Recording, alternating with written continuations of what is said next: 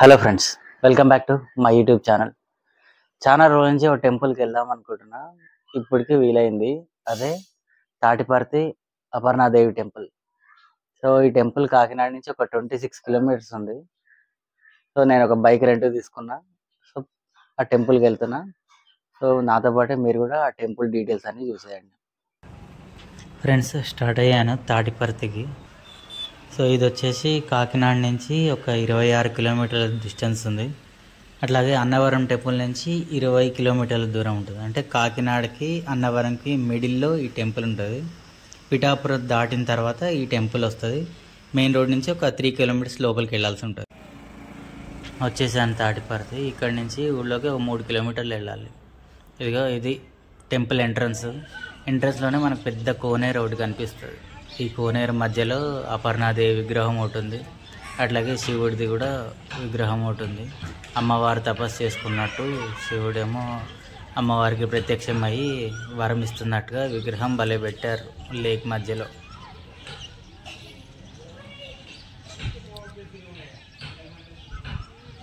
First time ఈ temple గురించి 2022 జనవరిలో ఉన్న మహాసహస్రావధాని గరికపాటి నరసింహారావు గారు ఈ టెంపుల్ గురించి ఒక పురాణ ప్రవచనం చేశారు.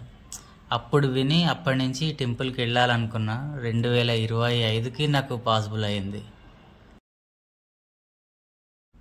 ఈ టెంపుల్ మార్నింగ్ 6 o'clock నుంచి ఆఫ్టర్నూన్ 12 o'clock వరకు, అట్లాగే ఈవినింగ్ 5 o'clock నుంచి నైట్ 7:30 ఆర్ 7:45 వరకు, డిపెండ్స్ ఆన్ క్రౌడ్, ఇది ఓపెన్ అయి ఉంటుంది.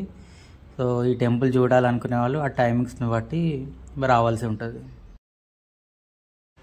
సరే, ఇంకా టెంపుల్ డీటెయిల్స్లోకి వచ్చేస్తే, పర్ణము అంటే ఆకులు అని అర్థం. సో ఒక్క ఆకు కూడా తీసుకోకుండా అమ్మవారు పరమేశ్వరుడి కోసం ఇక్కడే ఇదే ప్లేస్లో తపస్సు చేసింది. అందుకే ఆవిడ అపర్ణము అయింది. పర్ణశాల అనే పేరు కూడా ఉంది మనకు భద్రాచలం దగ్గర. రాముల వారు వేసుకున్న ఆ హట్ని పర్ణశాల అని అంటాం. అట్లా పర్ణము అంటే ఆకులతో చేసిన ఒక హట్ అనే అర్థం. సో అట్లా అమ్మవారు ఆకులు తీసుకోకుండా, ఏమీ ఫుడ్ తీసుకోకుండా పరమేశ్వరుడి కోసం తపస్సు చేసింది. అట్లాగే అపరుణ అని కూడా, అంటే రుణ బాధలు లేకుండా, రుణ బాధల నుంచి విముక్తి చేసేది అని కూడా అర్థం. ఇక్కడ పంతులు గారు చెప్పారు ఇది. యాక్చువల్లీ నేను పంతులు గారితో మాట్లాడిద్దాం అనుకున్నా, కానీ ఆయన పూజలో ఉండి ఎక్కువ టైం ఇవ్వలేదు నాతో మాట్లాడడానికి. సో అందుకని ఇది అంతా నేనే చెప్పాల్సి వస్తుంది. ఇక్కడ ఎక్కువగా కుజదోష నివారణకి పూజలు చేస్తారు.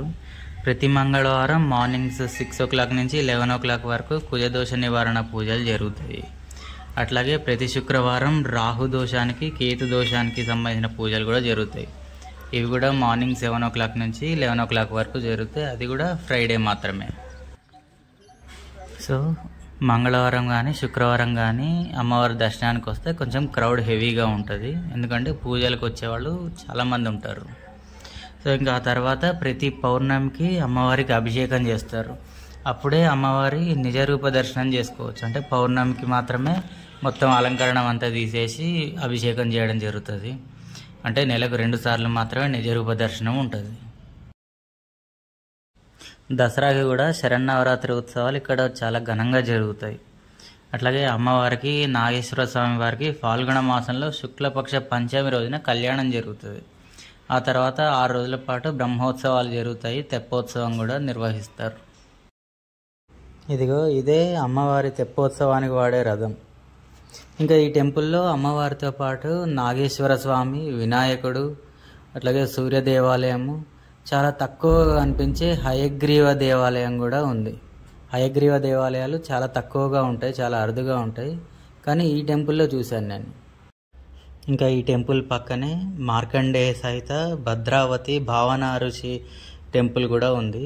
అది కూడా దర్శనం చేసుకోండి.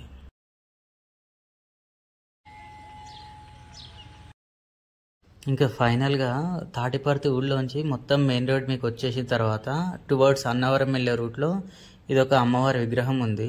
ఇది ఆ ఊరి గ్రామదేవత అనుకుంటా. ఇది తాటిపర్తి అపర్ణాదేవి విగ్రహంలా చూపిస్తున్నారు కొన్ని ఫొటోస్లో, వీడియోలో. కానీ ఇది అపర్ణాదేవి విగ్రహం కాదు. అక్కడ అపర్ణాదేవి తపస్సు చేసుకుంటూ చాలా రిలాక్స్గా కనిపిస్తుంది. అమ్మవారు కొంచెం కళ్ళు పెద్దవి చేసి ఊరినంతా అబ్జర్వ్ చేస్తున్నట్టుగా ఉంది. ఇది అపర్ణాదేవి ఫోటో కాదు. ఫ్రెండ్స్ చూసారు కదా Aparna Devi temple details. So compulsory చూడాల్సిన టెంపుల్ ఇది. కాకినాడ దగ్గరలోనే ఉంది. మీరు ఎప్పుడైనా కాకినాడ విజిట్ చేస్తే డెఫినెట్గా ఈ టెంపుల్ చూడండి. వీడియో నచ్చితే లైక్ చేయండి, షేర్ చేయండి, సబ్స్క్రైబ్ చేయండి.